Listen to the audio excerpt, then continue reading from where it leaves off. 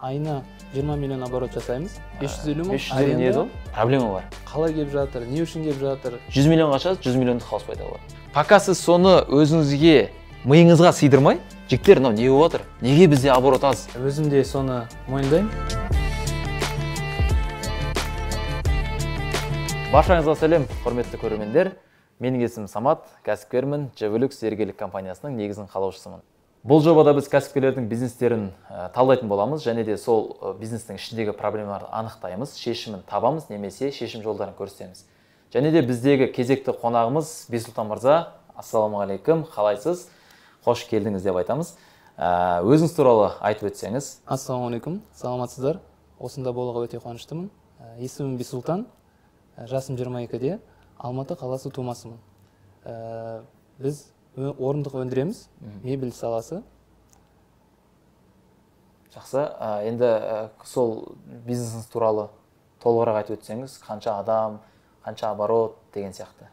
Біз айына 20 миллион оборот жасаймыз, толық компанияны алатын болсақ.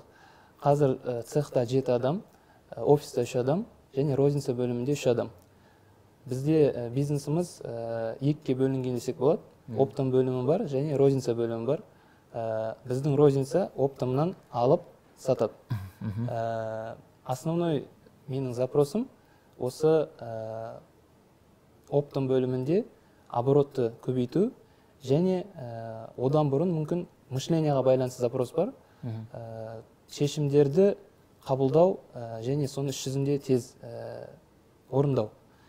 Не білем, не істеу керек екенін білем, немесе сырттан ақпарат келеді, бірақ та оны внедрять ету дейді ғой, және оны іске айналдыру ұзақ уақыт алады. Скорость, темпы.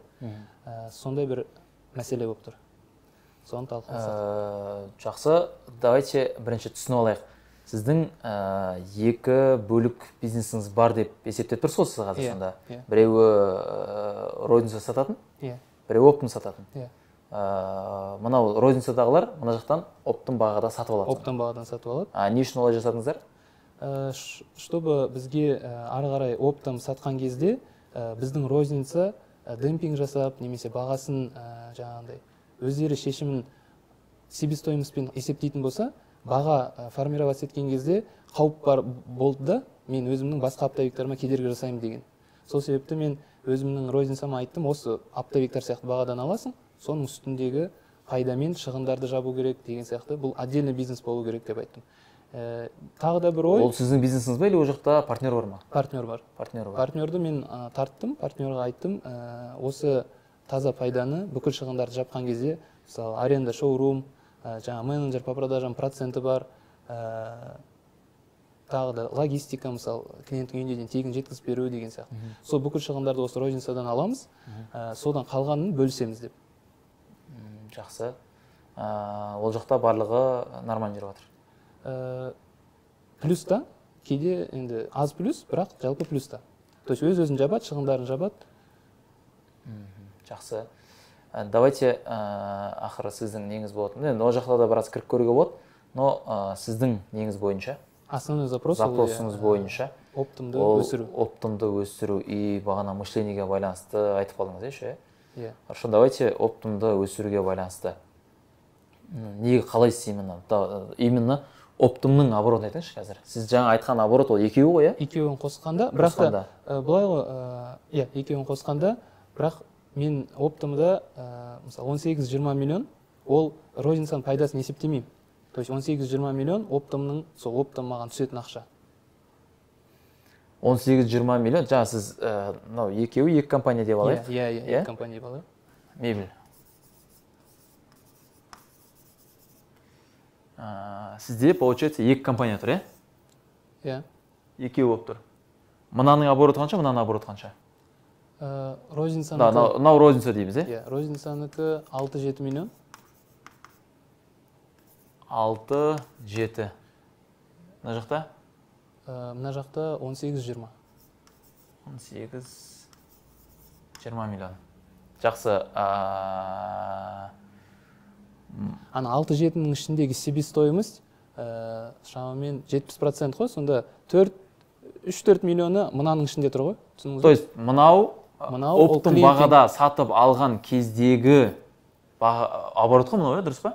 Жоқ, мынау розница сатқан кездегі 6-7 миллион розница клиентке сатты. Не, түсініп тұрмын. 6-7 миллион мынаның обороты. Иә. Бұның ішінде себестоимости бар, мыналардың алатын себестоимости бар ғой? Менің оптым. Оптовый бағадан. Дұрыс. Оның ішіндегі сумма мына ішіне кіріп кетті. Таза пайда айтыңызшы мына жақтан. Шамамен 10%, 1,5-2 миллион. 1,5-2 миллион. Нақты ма? Қалтаға қалатын нақты ма? Или сіздің жобаңыз бойынша ма? Жоба бойынша. Жоба бойынша. Қазір нақтыға келеміз онда. Так, 10% деп көрейік. 2 миллион, Иә. Жақсы. Егер де мынаны детальға келетін болсақ, давайте расходтарыңызды айтыңыз. 20 миллион теңге бар. Расходтарыңызды айтыңыз. Қайға жібересіз? Арендадан басталады. Арендамыз 550 мың. Цех балалардың жататын үйімен бірге. 550. И коммуналка тоже кіріп кетті. Осының ішінде ма? Иә. 550. Сосын тағы не бар? Расход. Закупқа кететін такси біз Яндекспен қолданамыз. Закупқа кететін шығын, егер 20 миллион оборот болса, шамамен 700-800 кетіп қалады. Так. 800. Иә. Зарплата, балалар бізде объемда. Так. Егер мынау 20 миллион деп алатын болса. Қанша процент алады? Так, бізде бір орындыққа саналады. Мынау орындықпен санайтын болсақ, 18 миллион дегеніміз шамамен 600 орындық, 20 миллион дегеніміз шамамен 650-700 орындық қой. Давайте, түсінікті болу үшін 19 миллион деп жазып қойық. Бір цифраны алайық.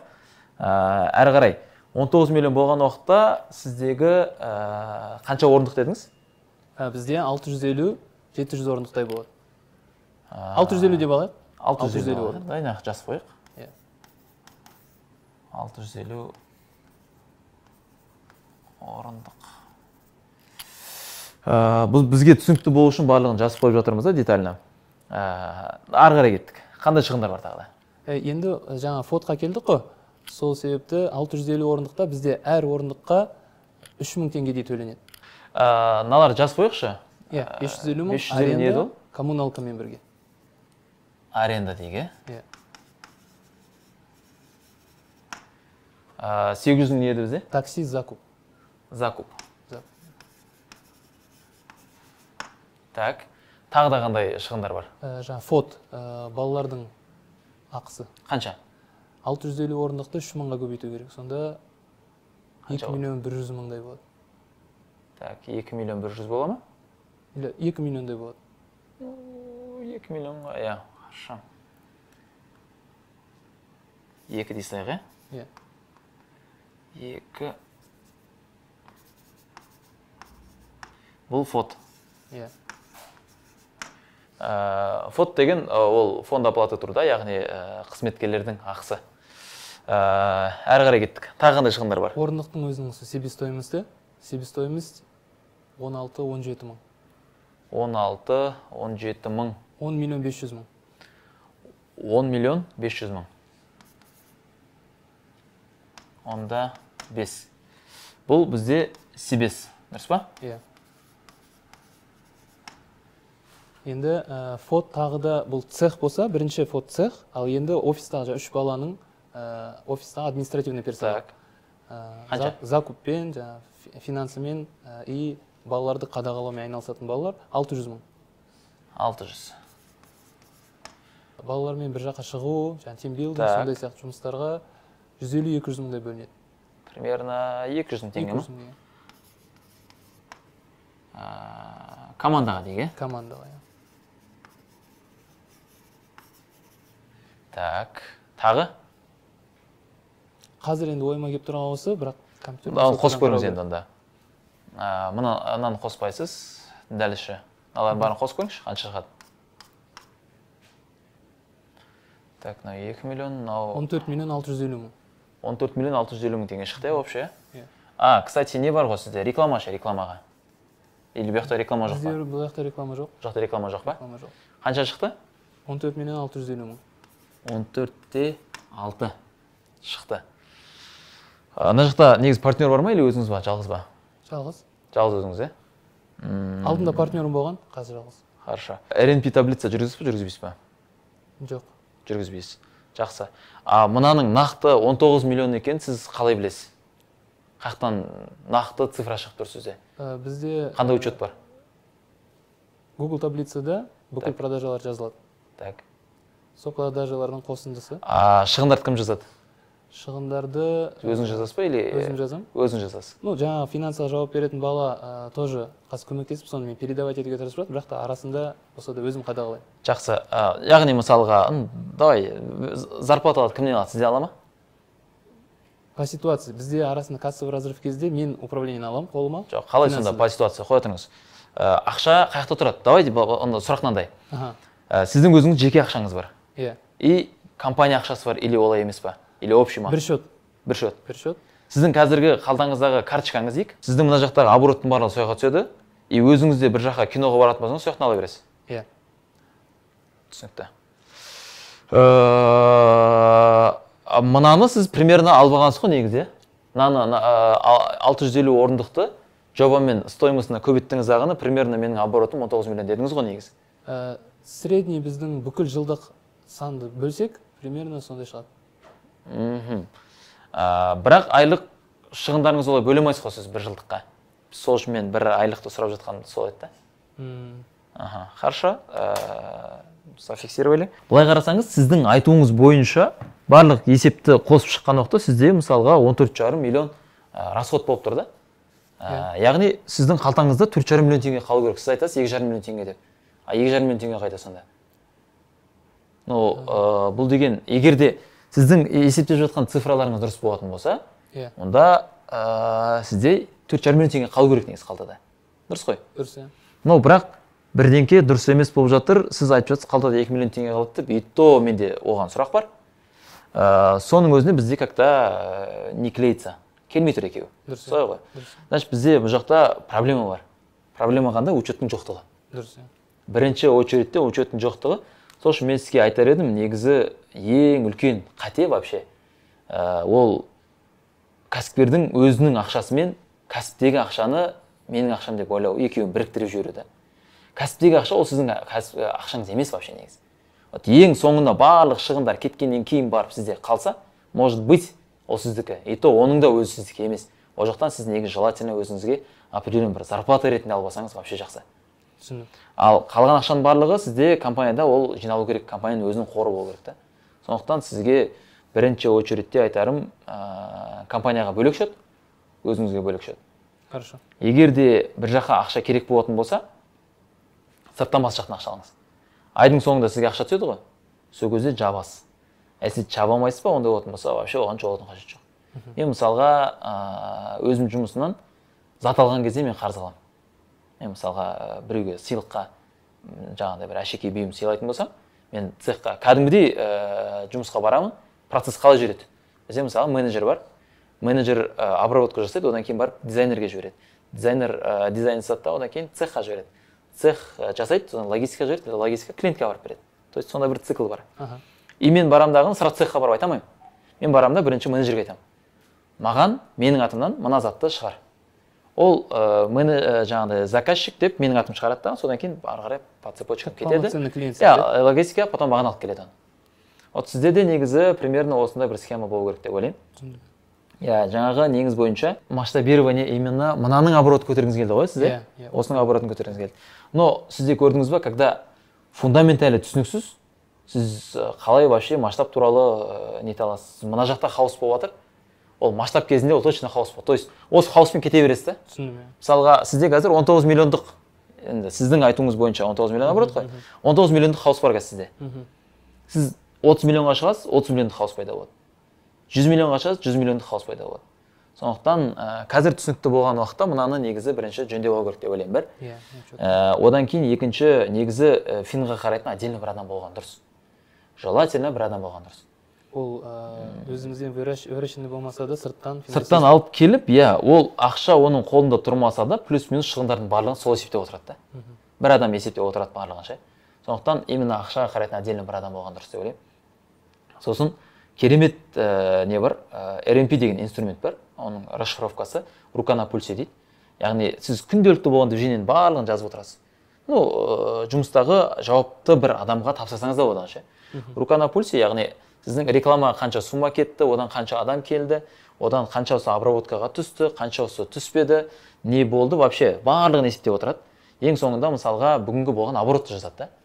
Сол кезде сіздің бір күндік полный сіздің көзге көрінбейтін движениеңіздің барлығын жазып шығады. Яғни сіз мысалы таргетке кеткен сумма, одан келген адам дегенді сіз былай қолмен ұстап көре алмайсыз ғой оларды. Олар бір сондай бір не да, көрінбейтін нәрселер. И оның барлығын сіз таблицаға жазған уақытта уже четко болады да. И сіз жұмысыңызды кәдімгідей бір неге қарап отырып, бір телефонға қарап отырып управлять ете аласыз. Бүгінгі оборот, ертеңгі оборот, бір апталық оборот, бір айлық оборот, надо будет бір жылдық оборотын шығарып аласыз. И кәдімгідей бит немен бөліп аласыз да. То есть бір күнделікті жазып отырсаңыз болды. Ең бастысы. Рука на пульсе ол сізге именно қай жерде қай рычагты қозғау керек екенін көрсетеді. Қай рычаг сізде қай жер, қай момент вообще слабый болып жатқанын көрсетеді. Прям өте сондай простой инструмент, өте простой, сіз қолмен құрап аласыз, может оны. Google таблица, Excel. Ну, обычно Excel ғой, просто аны құрастыру несін білу керек та. Құрастырып аласыз, и сөйтесіз дағыны күнделікті негізі бизнесіңізді қарап отырасыз. Сол, сіз енді RMP-ді примерно қолдансаңыз, RMP-ді жұмысыңызға енгізсеңіз, сіздің жұмысыңыз жеңілдейді. Сол. Енді мен мына жерде сұрақ қойғым келіп тұрды. Жалпы 19 миллион дедіңіз, оның бір определенный бір 5 миллион, 4 миллионы сіздің өзіңіздің розница сататын магазиніңіз жасап жатыр дейік. Қалғаны қаяқтан келіп жатыр?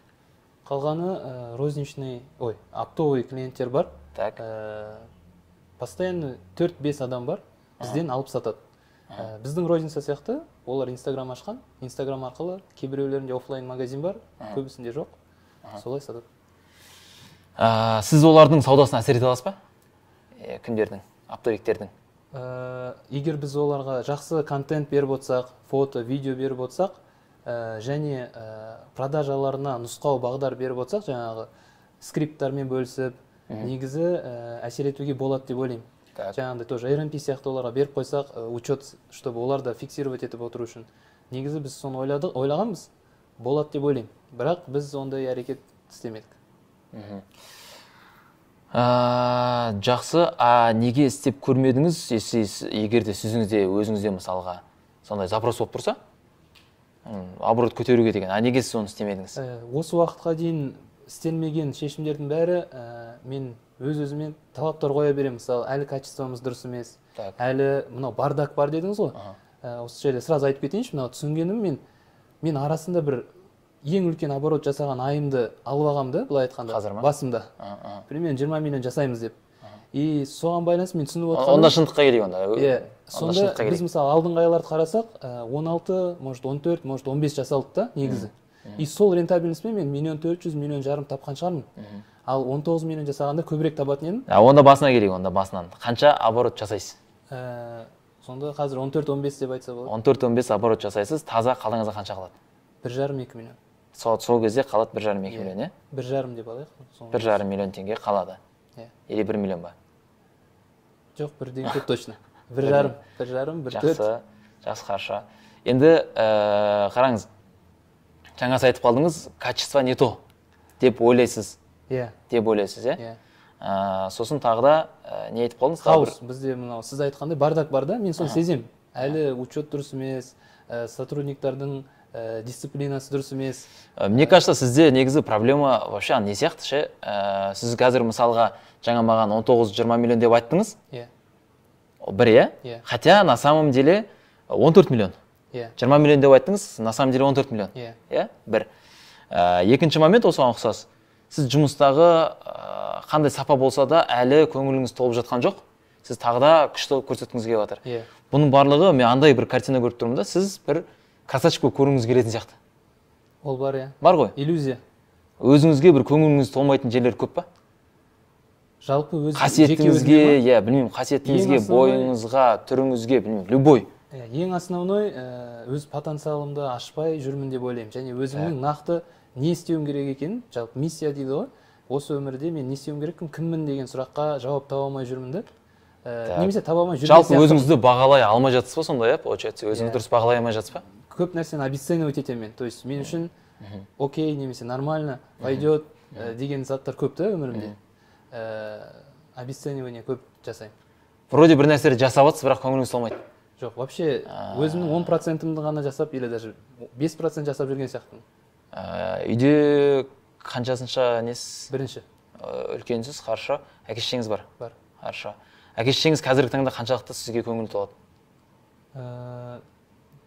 Сіздің ойыңызша? 70% толады деп ойлаймын. Сіздің ойыңызша? Иә. 70% толады деп ойлайсыз, 100% емес? Жоқ. 100%-ке әлі де талпыну керек. 100%-ке 100%-ке көңілі толу үшін сіз не істеу керексіз?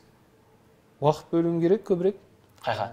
Солармен бірге уақыт Үйге ма? Үйге, ата-анама кешірім сұрауым керек, алғыс айтуым керек, қаржылай көмектесуім керек деп ойлаймын.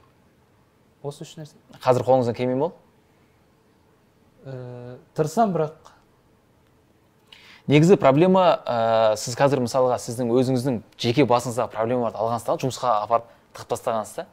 Ол нормальный нәрсе негізінде ше. Ол сізде ғана бар нәрсе емес, ол любой адамда бар нәрсе да. Ол көп адамдар мысалы проблеманың өзінде екенін көрмегендіктен алаттағыны біреуге жауап береді сондай да. И ол любой жерде көрініс табады. Сіздің ішіңіздегі проблема, мен всегда айтамын, адам өзі қандай, айналасы сондай. Адам өзі қандай, бизнесі тура сондай. Сенің ішіндегі проблемаңды алып барасың, жұмысқа апарып сояқтан көрініс табады. Достарың арасында көрініс табады. Скорее всего, сіз достарың арасында лидер емеспін деп ойлауыңыз мүмкін. Хотя, может быть, лидерсіз, бірақ сіз лидер емеспін деп ойлауыңыз мүмкін да. Әліңге үшін көңіліңіз толмайды. Любой жерде. Қызбен жүрсеңіз де сондай проблема болады ертең. Везде болады. Мына қызға ақшасы көп жігіт ұнайтын сияқты, мен әлі ақшам жетпейтін сияқты деген болуы мүмкін. То есть, похоже просто да. Түсіндім. Сондай болуы мүмкін мысалға ше. Әйтпесем сізде мысалға бизнес модель өте керемет. Өте керемет.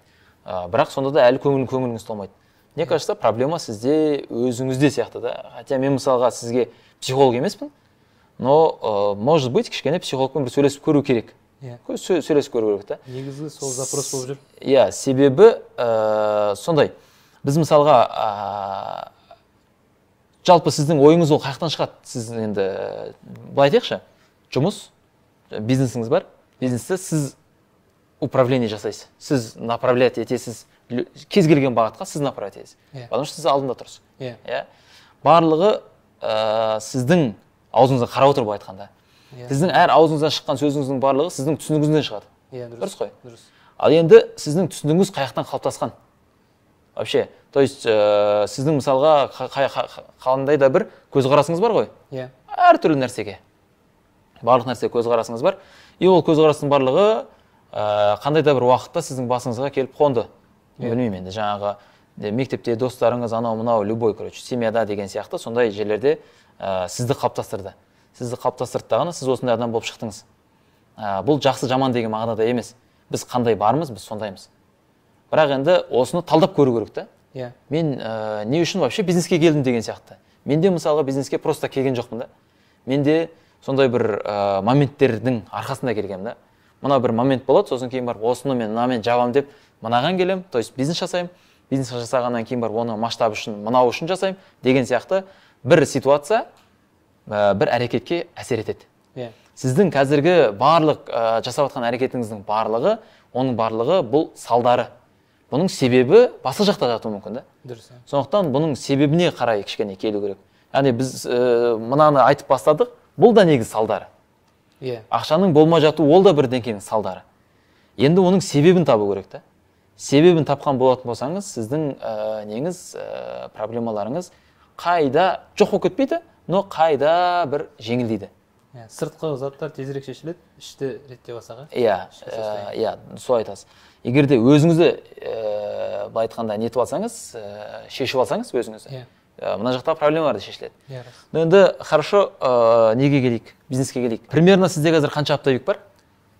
Постоянно істеп жатқан 4-5 бар. 4-5 постоянно. Неге сізде барлығы 4-5, 18-20, 1-2, неге бір нақтылық жоқ? Себебі санамаймыз осыны, жаңа учет жоқ, санамаймыз нақты. Анализін жасамаймыз. Сіз бизнестің ішінде, давайте сіздің рөліңіз қандай? Бизнесте не істейсіз ішінде?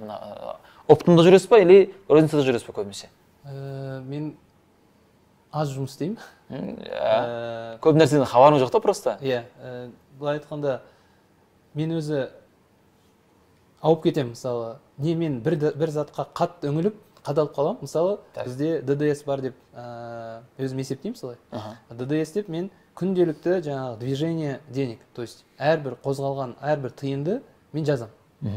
И сол заттардың өзіне жаңағы 10 теңге, 100 теңгеге дейін үңіліп жазып кетемін да. Так. Соны потом күнде жазасыз ба или ұмытып кетесіз ба кей кезде? Иә, 2-3 күнде бір солай жазам. 3 күнде бір, 4 күнде бір. Содан кейін ол сол күннің уақытын жейді. Содан кейін сол күні шешілмеген проблемалар келесі күнге кетеді. Келесі күні мен ДДС-ті уақытылы толтырмаймын, потому что мына проблемалармен күресіп жатамын. Потом қайтадан 2-3 күнге ДДС жиналып қалады, қайтадан ДДС-ті жасай бастаймын. Сөйтіп, не мына жақ дұрыс бітпейді, не ДДС-тің анализі жасалмайды. Түбі қайда, қанша итогтары шығарылмайды. Және продажа. Мен продажаны оптымнан қалай келеді, солай қабылдай берем. Оның жаңағы қалай келіп жатыр, не үшін келіп жатыр, ол кім деген заттарына қатты қарамаймын. Заказ келеді, ақшасы түседі, біз жасаймыз, жібереміз. Сол себепті мен де оптовиктарды нақты білмеймін. То есть оларды білемін, танимын, бірақ нақты кім қанша жасап жатыр, жасап жатыр ма, жасап жатқан жоқ па, вообще қарамайсыз. Жоқ. Оптовикпен жұмыс жасайтын нақты бір адам бар ма? Жоқ. Жауапты адам жоқ. Бір адам бар, олар только былай айтқанда біздікі входящий обработка ғой, исходящий жоқ вообще. Бізде входящий мысалы сұрайды, мына заказым не болды? Біздегі бір бала жауап береді. Бұрын өзім жауап беретін. Арасында редко бір қатты проблема болса өзіме шығады, бірақ көбінесе қазір проблемалар жоқ. Сотрудниктер өздері шеше береді. Жауаптарын бере береді. Бірақ арнайы олармен жұмыс істеп, көңілдерін тауып... Сотрудник, ол арнайы соған қойылған сотрудник емес қой ол? Ол жаңағы сборщик болуы мүмкін, басқа болуы мүмкін? Жоқ, арнайы. Ода екі функция. Ол сол цехтағы балалардың жұмысын шамамен қадағалайды, қай этапта, қашан бітеді, матасы нормально атылды ма деген сияқты. Жартылай контроль качества. Және оптовиктарға жауап беріп отыр. Міне заказыңыз жасалып жатыр, міне кетіп жатыр деп жауап беріп отырады. Жақсы, жақсы. Құрметті көрермендер, бұл негізі проблема Бейсұлтанда ғана болып жатқан проблема емес та негізі. Бұл көп бизнесте болып жатқан проблема. Яғни біз бизнесті жасап жүрміз деп өзімізге көп өтірік алдаймыз. Сырт жақтан алып контроль жасағымыз келуге максимально тырысамыз да, сөйтеміз ағын ішінде не болып отырғанын вообще ұмытып кетеміз. Сондықтан мен барлықтарыңызға айтарым, бірінші өзіңізді алдамаңыз. Шынымен де бір хаос болып жатса, хаос болып жатыр деп мойындау керек. Егер де бірдеңке дұрыс емес болып жатқан болатын болса, сол моментте шешуге тырысу керек. Осыған байланысты өз ойларыңызды астыға жазыңыздар. Мүмкін сіздердің араларыңызда бір кісі біздегі алдағы уақытта қатысушы болып қалуы мүмкін. Енді қараңыз, Бейсұлтан мырза, мен сізге айтарым, сізге максимально қазір жұмыстың ішіне кіру керек. И бұл жерде не үшін сіз жұмыстан қашып жүрсіз? Бұл да бір негізі не бар да, түсініксіз бір момент бар да. Не үшін сіз қазір жұмысқа қатты кіргіңіз келмей жүр? Мүмкін сіздің басыңызда бір образ бар шығар. Бизнесмен деген жұмысқа көп кірмеу керек, бизнесмен деген біздің алдағы жаңағы қатысушымыз тоже осылайна операционка деп айтқан еді. Операционға шыққым келеді деп. Мен мысалға зергерлікте жүргеніме 10 жыл болды. Мен әлі ішінде жүрмін да. Хотя жүйелі, мен мысалға көп процесстерге араласпаймын, бірақ мен ішінде жүрем. Әрқашан бақылаймын. Менің нақты сол жерде барып, мен мысалы роб болмасам да, басқа болмасам, нақты сол жерде жүретін рөл болмаса да, мен всегда бақылаймын. Всегда бақылаймын. Бақылап отыру арқылы, мысалы айтқанда былай ғой, сен анау киноларда болады ғой, мысалы соғыс болып жататындағыны жаңағы қолбасшылар, хандар төбесінен қарап тұрады ғой, и потом бар приказ береді ғой, кім қайқа бару керек екен. Ас ойлаңызшы, мысалға бүкіл солдатты соғысқа жібере салдыңыздағыны, и үйде жатсыз. Аяқтан хабар күтіп жатсыз да, там не болды, жеңдіңдер ма деген сияқты бір хабар күтіп жатсыз мысалға. Міне дәл сондай. Примерно сіз сондай ғой қазір ше? Дәл сондай. И ол сіз бармасаңыз ана жақта көру керексіз ғой, мысалы кім қаяқпен соғысып жатыр, мүмкін садақшылар алды қою керек, артқа қою керек, бірдеңе деген сияқты тактиканың барлығын көру үшін сіз всегда ішінде болу керексіз да. Ал былай айтқанда соғысты жеңу сізге керек болмаса, ол басқа ешкімге керек емес қой. Қатардағы солдатқа керек па ол? Жоқ, мен керек, бірақ сіз сияқты, сізге керек сияқты керек емес қой ол. Дұрыс, Сіз одан көбірек аласыз да, жеңген уақытта. Келсіз қой? Сондықтан мен сізге айтарым, кішкене жұмысқа, процесске кірсеңіз құрсын. Жұмысқа барсаңыз. Білмеймін ғой, немен айналысып жүрсіз мысалға. И бизнесіңіз жақсы. Бірақ қазір уақытында сіз оны түземесеңіз, ертең кішкене өкінішті жағдайлар болуы мүмкін да. Сіз қазіргі бар табысыңыздан айырылып қалуыңыз мүмкін. Сондықтан кішкене процесске кіру керек деп ойлаймын. процесске кірген уақытта не істейсіз, давай соны көрейік. Примерно сізде қазір бар 5 оптовик дейік. Постоянно. 5 оптовик. Который объемдары, мысалы, айына 40 орындықтан жоғары деп, мен соларды санайын да. То есть основной объем алып келіп отқан, мысалы. Жазайық. Так. Так, сізде бар оптом цех, мынау, цех, оның біреуі сіздегі өзіңіздің розничный неңіз, магазиніңіз, дұрыс па? Розница, бұл сізден қанша суммаға оборот жасайды, примерно? Бізден 120-130 орындық айына.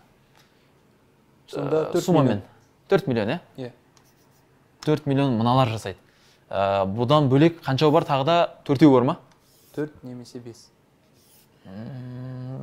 Хорошо, 5-еу дейікші. Бесеу дейік. Примерно білесіз ба мыналардың әрқайсысы қанша оборот жасайтын сізге? Тағы да біреуі 5 миллион жасайды. Так, 5 миллион жасайды, примерно білесіз оны, Так, мыналар? Мыналар шамамен 2 миллионнан жасайды. 2 миллионнан жасау мүмкін ба? 2 деп қояғы. Хорошо. Мына кісілер не істеу керек, чтобы көбірек сату үшін? Таргеттарын көбірек жарату керек, көбірек контент жасау керек. Сіз мыналардың жұмыстарына кіріп көре аласыз ба? Сұрай аласыз ғой жалпы, Сен жұмыстарында не болып жатыр? Бағана RMP бар ғой, кстати, сіз өзіңіз енгізсеңіз, RMP-дің мыналарын каждый енгізіп шығу керек қой негізі. И сізде доступ болады мыналардың барлығына көріп тұруға. Мынау қанша оборот жасап жатыр, не үшін шығын болып жатыр, анау деген сияқты. Сіздің негізгі жұмысыңыз бұл общий мынаның ішінде. Сіз наставник ретінде боласыз да. Мына жақта да наставник, мына жақта да, мына жақта да, мына жақта да, мына жақта да. Ол үшін сіз бірінші өзіңіз цифрамен жақсы қарым-қатынаста болу керексіз. Бағанағы сіздің кіріс шығыстарыңыздың барлығы бөліну керек. То есть сіздің оборотыңыз өзіңіздің жеке кассаңыз бөлек, жұмыстың кассасы бөлек. И оның барлығы мыналарда скорее всего қайталап жүруі мүмкін. Осылардың барлығын көріп шығу керексіз да. Потому что сіздің қалтаңызға түсіп жатқан ақша мына кісілер арқылы келіп жатыр. Дұрыс қой? Дұрыс. Сондықтан сіздің қазіргі жұмысыңыз мынау оптовик екен, бұл сырттың адам деген емес. Мыналардың барлығы тура мынау сияқты. Сіздің розницаңыз бар ғой, Сіз мынаяқтан да какой-то бір процент доляда отырсыз ғой негізі. Солай ғой? Жалпы алсақ, определен бір доляда отырсыз ғой. Мыналар көп сататын болса, сіз көбірек аласыз. Солай ғой? Сондықтан мен сізге айтарым, мыналардың барлығын қосыңыз да, бір жиналыс жасап, бірінші сіз өзіңізді реттеп алыңыз. Бағана RMP бар, касса бар, сол бөліп алыңыз ағыны. Мыналардың қоспай қойыңыз қаршы. Каждайына бөлек-бөлек кіріп шығыңыз. Каждайдың проблемаларын анықтап шығыңыз. Не үшін мынау 5 миллион жасап жатыр әлі? Не үшін бұл 7 миллион жасамайды? Не үшін бұл 8 миллион жасамайды? Мүмкін бұл адамға ол артық ақша керек емес шығар. Оны ойланып көріңіз, қарап көріңіз. Себебі кез келген адамда ол ақша, керек ақша болатын болса, ол табады. Значит, мынау 5 миллион тауып жатыр, 5 миллионның бұл айтайық бір 700 теңгесі таза қалтасын түсіп жатыр. Бұл адамға бұл в принципе жетеді. Бұл ақша жеткендіктен бұл спокойно жүр. Мүмкін бұл өмірінің сапасын өзгертуге сіз әрекет кішкене жасап көресіз.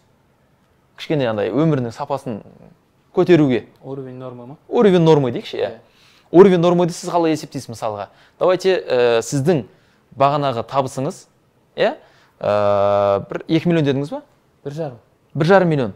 1,5 миллион теңгенің қаншауын сіз нақты өзіңізге жаратасыз? Оған аренда, тамақ бәрі кім кетеді ме? Жоқ. Таза өзіңізге қыдыруыңыз бар, киіміңіз бар, сондай. Қыдыруға сол кафе, тамақтар кіріп кетеді ме деген ме? Кафе, тамақ анау кіріп кетеді. Ол жұмысқа вообще қатысы жоқ. Жұмысқа қатысы жоқ. Өзімнің үйімнің арендасы, мысалы, квартирада тұрып жатқаным бәрі кіріп кетеді ме? Квартирада тұрып жатқаныңыз кіріп кетеді. Шамамен 500, 600, 700. 500, 600, 700. Айға байланысты. 600 средний деп алайық, Хорошо.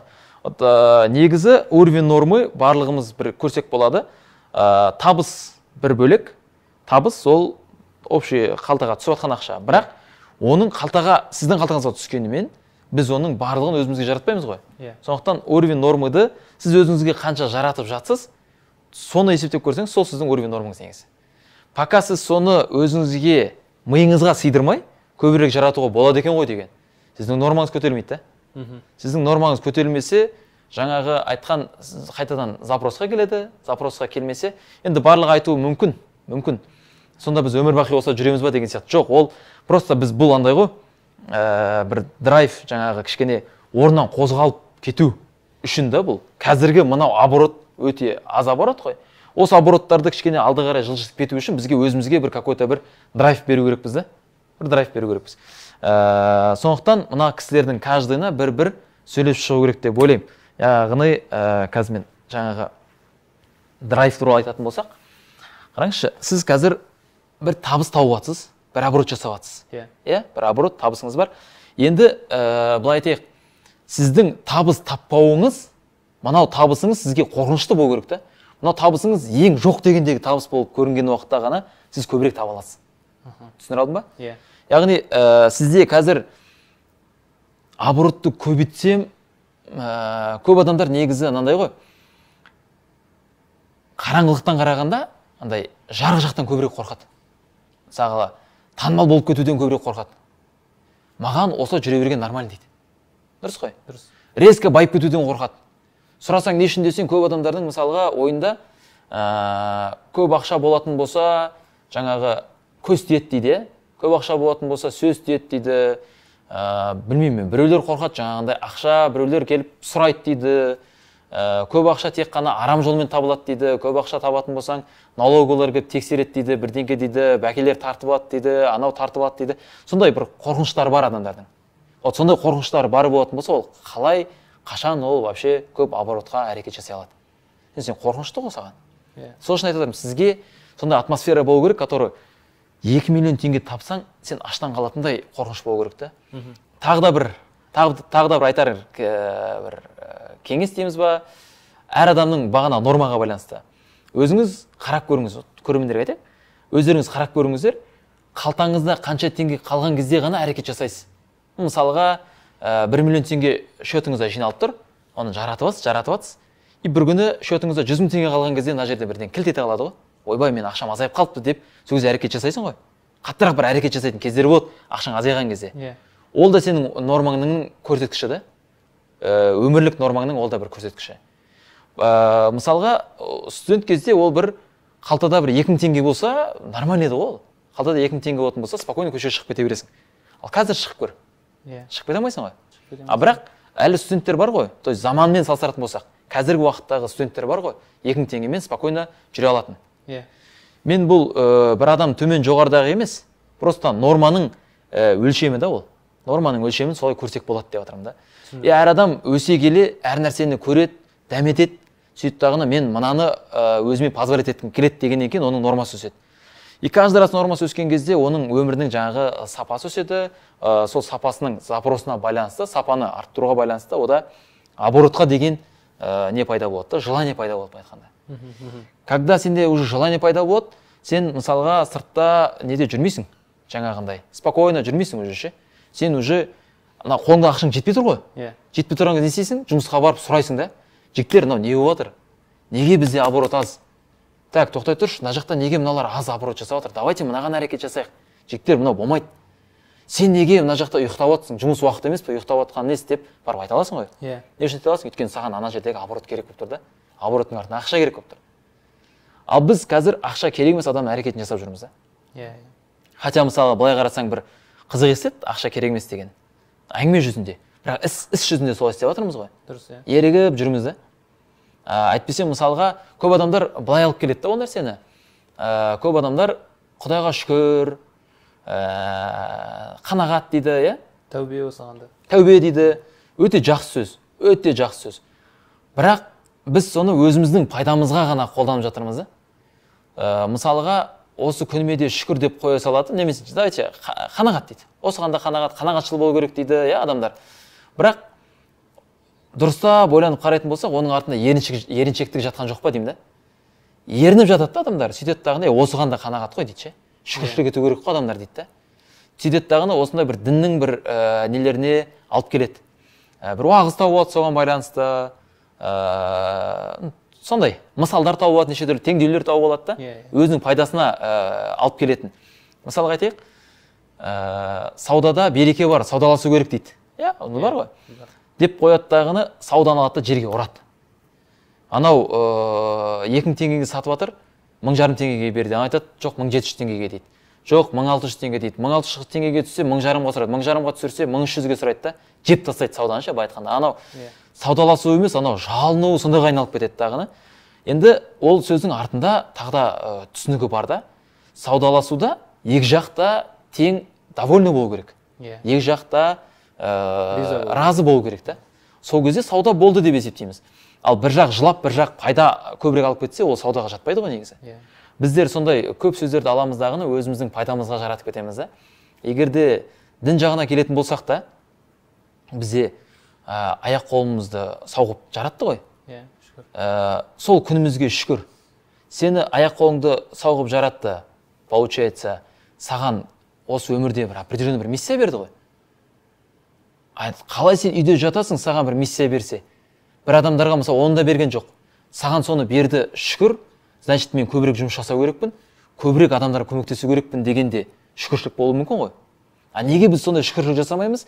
Біз аламыздағыны шүкір осы күніме де дейміздағыны үйде жата береміз. Біз қалай спокойно жүреміз, когда біз көбірек жұмыс жасап, көбірек табыс тауып, көбірек адамдарға көмектесуге мүмкіндік көріп тұрған кезде біз қалай нақты жата береміз? Рас қой? Рас. Сондықтан кішкене өте узко емес, кішкене кең ойлана білу керек та. Онда сізге осы бағанағы сіз айтып қалдыңыз ғой, бірдеңкені ойланамын, бірақ тез шешім жасай алмаймын деген сияқты. Әрекетке көшпеймін. Әрекетке көшпейсіз. Әрекетке көшпеудің артында мысалға айтайық, не үшін әрекетке көшпейсіз? Себебі мүмкін сізге қазіргі табысыңыз жеткілікті. Соның барлығын қарап көру керек та. Бізде негізі бір фишкаға алып келіп тіреп қоюдың қажет жоқ. Жан жақтағы нелер бар да, факторлар бар біздің сол әрекетсіздігімізге әсер етіп жатқан. Соны қарап көріңіз. Не үшін сіз қазір әрекет нетпей жатсыз? Давайте, сіз бағана айттыңыз, табысыңыздың почти 50%-ін өзіңізге жұмсайсыз, қалған 50%-ін не істейсіз? Детально айтатын болсақ. Детально айтатын болсақ, енді өз ойым, опять бұл жерде точный информация жоқ, бәрі жобамен, бірақ основной үлкендері бар. Біріншісі ол біз оптовиктарға саттық, оларға заказын жібердік, олардан ақша аламай қалдық. То есть товар кетті, ақшасы түспеді. Одан кейін мен жұмысшыларыма артық, былай айтқанда, аванс беріп, сөйтіп олар маған 3 миллиондай ма қарыз шығар. Сол қарыз болып бітті жыл. 3 миллион қарызбен. Одан бөлек мен артық жараттым өзім. То есть қайдан ары бері жүру, қыдыру дегенде қалай? Кафе, менде обычно кафелерге, сон счет жабу, кафеге төлеу. Достарыңызға төлей саласыз? Иә, сондай болды. Одан кейін, может, үйге кеткен шығар тоже. Нақты енді саналмаған. Әйтеуір өзім айына бір 700-800 мың, миллионға дейін жаратқан, миллион 200 мыңға дейін жаратқан кездер болды да, 22-ші жылы. Основной осы үшеуін көріп тұрмын өзім. Және кейбір заттарды біз қымбатқа ұрынып ала беретінбіз. Мен кейбір шығындарды нормально деп санайтын, типа 300 теңге қой, 500 теңге қой деп әр орындықтан пойдет деген сияқты. Ештеңе кетпейді. Сол себепті біз кейбір шығындарымызды өсіріп жіберетінбіз, артық шығын жасайтынбыз. И соның салдары таза пайдамыз азаяды, плюс оны жаңағыдай дұрыс қадағаламаймыз. Жақсы. Түбі кассовый разрыв болды ғой. Хорошо, түсінікті. Енді сіздің каждый айтқан жаңағы айтып өткендерінің барлығының артында негізі бағанағы сіздің қазіргі проблемаңыз бар ғой, красочка болып көріну деген. Мне кажется, сол жатқан сияқты ше. Себебі оптовиктерге заттарды бере саласыз. Иә. Красочка болу үшін. Дұрыс. Үшін демей ақ қойын, бірақ сол бар. Бар, обязательно бар, конечно. Балдарға айлықты алдын ала бере саласыз. Иә. Чтоб сіз туралы жаман ойлап қалмасын, артында сол красочка болып көрінеді. Тағы бір осы балалармен қатысты, біз брак жасаған кезде біз олардан штраф ештеңе алмаймыз да. И сондай, мысалы, қазірдің өзінде жатқан материалдың саны бір 2 мен 3 миллионның арасында жатырды. Жартылай, былай айтқанда, уже арзанға сату керек деген. То есть по себе сату керек деген 3 миллион. Счет жаба саласыз. Иә. Красочка боласыз. Потому что ақша бар деген сияқты. Дұрыс, оборот. Бірақ салдарын етпейсіз. Бірақ мен сізге айтарым, бұл өтіп кеткен нәрсе. Қазіргі уақыттың сіздің осының салдары. Осының салдары қазір қысып жатырмыз. Енді қараңыз, қазір қысып жатсыз, чтобы шығыныңыздан анан жабу үшін. Дұрыс. бірақ сізде тағы бір қауіп бар да, егер де мынау нәрсені бойыңыздағы осы бір қасиетті алып тастамасаңыз, мынаны жауып тастағаннан кейін қайтадан қарызға кіресіз. Өйткені бұл сізге привычный сценарий ғой, өмірлік сценарий. Анау мысалға болады бір семейный адамдар бір проблемаға кіреді, там хайвай болады, сөйтеді дағыны, ойбай ажырасам деген кезде қайтадан красавчик болып кетеді, барлығы нормальный болады, біраз уақыттан ұмытылғаннан кейін қайтадан сол қайталанады. Анау адам өзін мойындамай, менде осы қате бар деп, соны түзетпей, ол қайталана береді. Қайталана береді. И мен сізге айтарым, сіз бұны хочешь, не хочешь, мойындасаңыз мойындайсыз, мойындамасаңыз да, бұл сіздің бойыңызда бар нәрсе. Но мойындап, тезірек, ертерек бұнымен жұмыс жасаңыз, ертерек дұрыс бағытқа қарай шығасыз. Если нетпесеңіз, осы нәрсе қайталана береді. Сіз үшін қарызға кіріп жүру бұл привычный нәрсе да. Спокойный нәрсе. И красавчик болып көріну бұл сіздің бір фишкаңыз. Сондықтан бұл нәрселерді кішкене бір бұл мәселені кішкене ойланып көру керек сияқты. Ойланып көру керек. Шешу керек қой. Шешу керек, дұрыс айтасыз. Сосын бағанағы ақша мәселелеріне байланысты қай ақша құртып жатса соны көру керек. Сосын орта. Бағана сіз эфирге дейін маған айтқансыз, мен балдармен бірге тұрам деп. Мне кажется, бұл дұрыс емес бір не сияқты да. Себебі и так-та мысалы қазір, по-моему, жұмыста кішкене жұмсақсыз, Өте жұмсақ. Өте жұмсақсыз. Не үшін екенін айтпай-ақ түсінікті.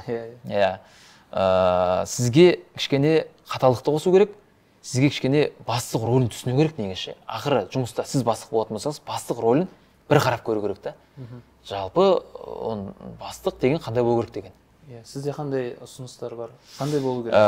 Давайте былай етейік. Енді көп адамдар бұны қабылдамай қалуы мүмкін. Себебі істемеген нәрсені айтсаң, адамдарға оны жасау өте қиын, оны түсіну өте қиын. Сондықтан бұл сізге айтар кеңесім, көрермендер құлақ асып отырса деймін. Жұмыста әр адамның өзінің рөлі бар, сол анықтап алу керек.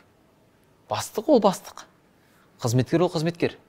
Жұмыстан тыс уақытта, егер де сіз жұмыстан тыс уақытта переключаться ете алсаңыз, дос деген позицияға, онда жұмыста, в принципе, нормально, таныстармен жұмыс жасау. Если ондай болмайтын болатын болса, ол қиын да, яғни сенің досың жұмыста жұмыс жасап жүр, жұмыстан тыс уақытта ол сен досың, жұмысқа келген уақытта қойш, бика қойш, анау мынау бірдеңке деп айту мүмкін мысалға.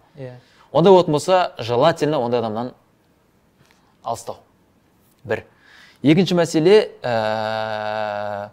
желательно, момент болса болады, бірақ желательно бір дастарханнан тамақ ішпеу қызметкерлермен. Конечно, ол грубо, пока что грубо, өйткені сен оны істеп көрген жоқсың. Бірақ сіздің рөліңізге осы алып келеді. Көп адамдар айтуы мүмкін, бұны істемегеннен кейін, ой, мен ондай болғым келмейді тудасында. Бұл жаман жақсы да емес, бұл адамды көтеру түсіру де емес. Ақыры сіздің жұмысыңызда проблема осы келіп туғызып жатса, онда неге оны істемейсіз? Істеу керексіз ба, істеу керексіз. Одан кейін субординация деген нәрсе бар. Барлық қызметкерге субординацияны конкретно түсіндіріп айтыңыз.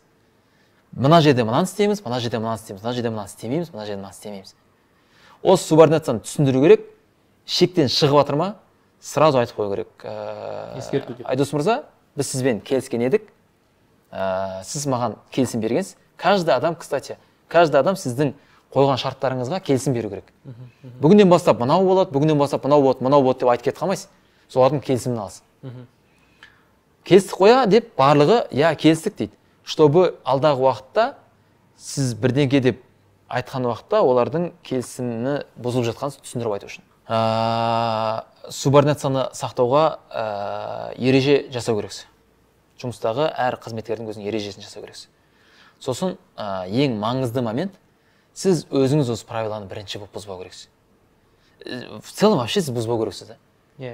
Сіз барып мысалыға, сізге оны айтқаннан кейін келіп, біреу келіп ойнап бастамай, сіз барып басасаңыз, бұрынғы уақытта ойнап жүрсеңіз, сіз барып, что там деп басасаңыз, олар, конечно, одан кейін барып, уже можно деген нәрсе пайда болады адамдарда. Сондықтан осы нәрсені анықтап алу керек. Бұның барлығы жазулы күйде болу керек, жазулы форматта болу керек. Өйткені барлық жазулы нәрсенің барлығы серьезно қабылданады. Ауызбен айтып қойып, ол кетіп қалу болмайды.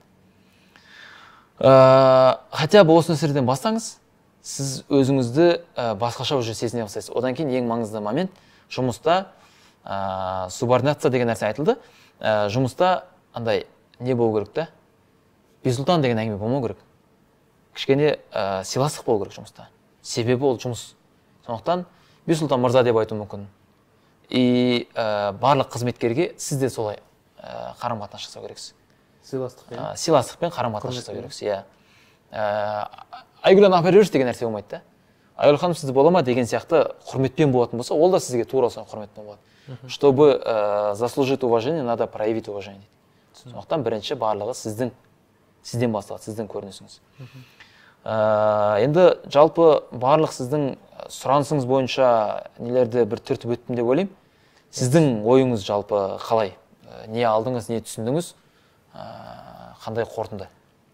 Енді ең основной сол мышленияға байланысты. Жаңа красавчик болу деп айттық қой. Өзім де соны мойындаймын. Мен негізі былай айтқанда философский взгляд, жаңағы иллюзия жасап. Мектепте қанша оқығансыз? 4 пен 5-ке оқысам. Сөйтіп қияли кішкене көзқараста жалпы өмірге. Оған жаңа сіз айтқандай көп қалыптастыратын көп деген түсініктер кіреді ғой. Жалпы сол мышлениямен жұмыс жасау психотерапевті, жаңа психосомат па, психология ма, сол саланы өзімде қазір приоритетке қоюға тырысып жатырмын. Соны шешкім келіп тұр. Және егер уже инструментарий деп алатын болсақ, осы учет, жаңа финансы, содан кейін заказдар, РНП, соны қайтып өзіме түсіндім, сол маңызды, соған көңіл бөлу керек. Және осы жұмысшыларға да мінез, то есть қалыптастырып, дұрыс басшы болу, бастың рөлінде бөлек, достың рөлі бөлек, бауырдың рөлі бөлек, осыларды шарт договор құрып, ереже жасап, сөйтіп келісіммен жұмыс істеу. Жұмысты осы екі минимум бағытта жүйелеу. Осы нәрселер түсіндім. Және жалпы орта сол адамдардың ойы және сырттағы информационный поле сол тоже маңызды екенін жалпы өзіме түсініп жатырмын да. Жаңа қасымдағы жұмысшыларым бірге жаңа тұрып жатырмын дедім ғой, сіз де айттыңыз. Солардың жаңа айтатын сөздері, ойлары сол да әсер етеді, және сырттағы адамдар. Жақсы. Рахмет сізге. Онда енді сізге максималды түрде пайдалы болдым деп ойлаймын. Осы айтқандардың барлығын сіз іске асырасыз деп ойлаймын. Дұрыс емес нәрселерді, бұл дұрыс емес деген нәрсе емес, егерде сізді бұл напрягать етпесе, ішіңізден бір нәрсе сондай дұрыс емес деп өзіңіз түсінсеңіз, мен үшін барлығы бәрібір. Сіз үшін бірдеңе ойыңыз дұрыс емес болатын болса, оны мойындау керек, оны тез арада түзету керек. РНП-ді айттық. РНП-ді міндетті түрде нету керексіз, қолдану керексіз. Финансовый таблицаны міндетті түрде күнделікті жазатындай қолдану керексіз. Себебі барлық то, что прописано, то и серьезно дейді. Барлық жазылған нәрсенің барлығы серьезно қабылданады. Құрметті көрермендер, кезекті шығарылымымыз осымен аяқталды. Осы шығарылымға байланысты қандай да бір ойларыңыз болатын болса, астына жаза кетіңіздер. Және де сіздің бизнесіңізде осыған ұқсас проблемалар болып жатқан болатын болса, оны да жазыңыздар. Біз барлығын оқимыз, жауап береміз. Мүмкін келесі шығарылымда қонақ дәл сіз болуыңыз мүмкін. Барлықтарыңызға рахмет, сау саламатта болыңыздар.